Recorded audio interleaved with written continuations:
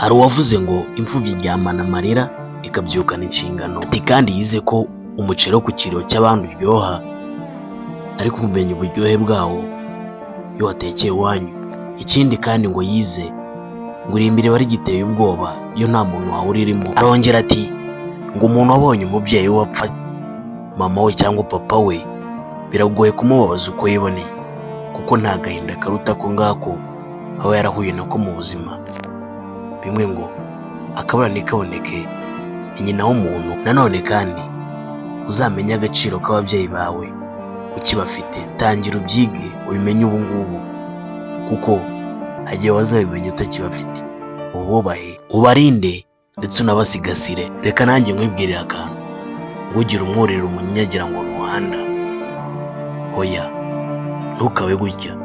Tangira wirwanirire, wirwaneho muri buno buzima, bakuteye imbere ugere kure hashoboka bivuye mu maboko yawe. Ntugategere amaboko abandi akimuhana akaza imvura ihise. Ndagushimiye. Nitwa Kwizera Elyse.